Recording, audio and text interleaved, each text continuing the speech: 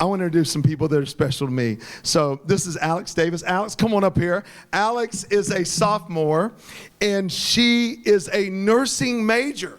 So there we go with our Low Country Orthopedics. Here we go. Come on over here. Come on over here. She's a sweetheart. She is so nice. I'm like trying to find dirt on people. Right? Right, Congressman Brown? I want to find the dirt on people. You know, that way I can say, you need Jesus. No, I'm just kidding. I don't do that, but a little bit. And so, but everybody talks about her, and she has nothing but nice things to say about people. But I got to know her last year, just a tremendous woman of God that means the world to me. She really does mean the world to me. She came from Iowa. Iowa's cold.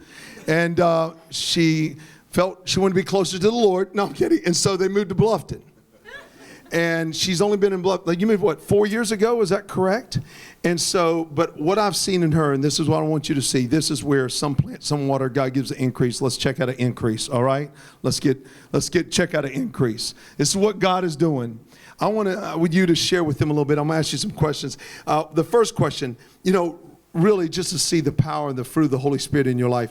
What has God done here at CSU that has driven you more into the arms of Jesus Christ?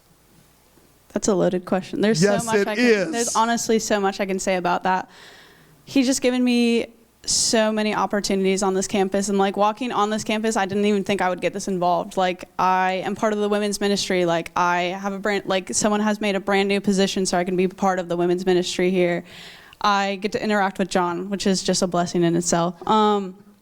But the best thing about this campus is I have met so many amazing people.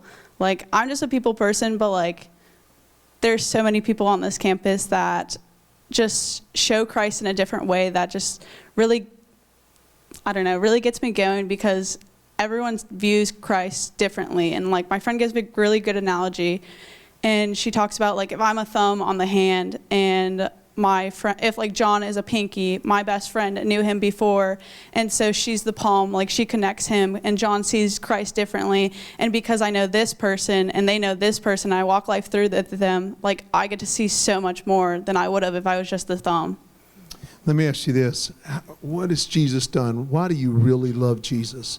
Why did he wreck your heart that you would just surrender your life to him? Not only you're a great student, not only you're a great person, but why is it that you just love Jesus and are willing to just give your life away for his glory?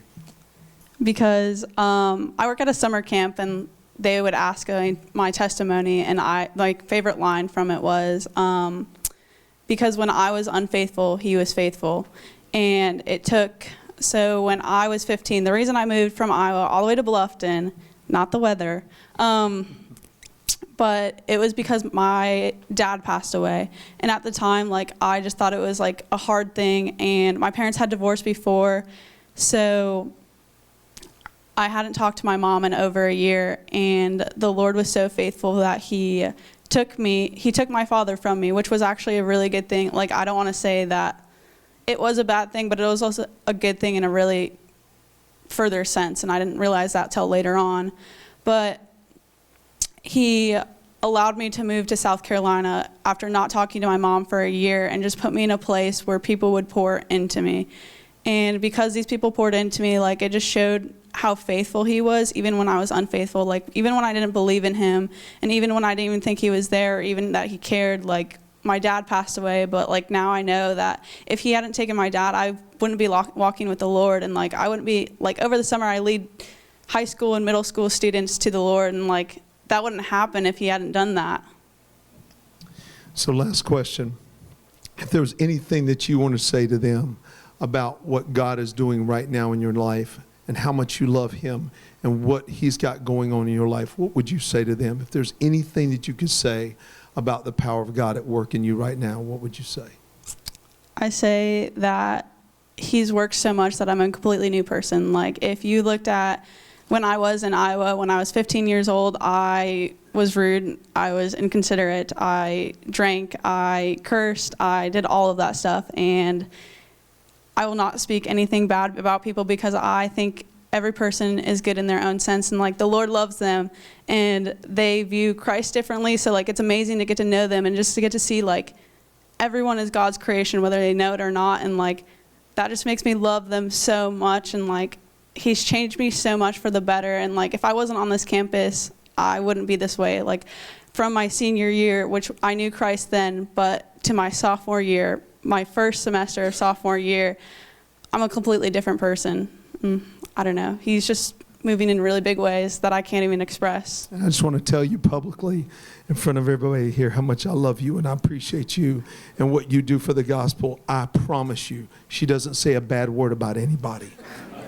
Not a bad word. And people can be mean.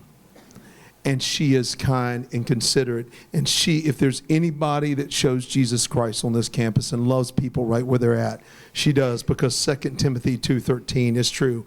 When we are faithless, he is faithful, for he cannot deny himself. Thank you, Alex. God bless you.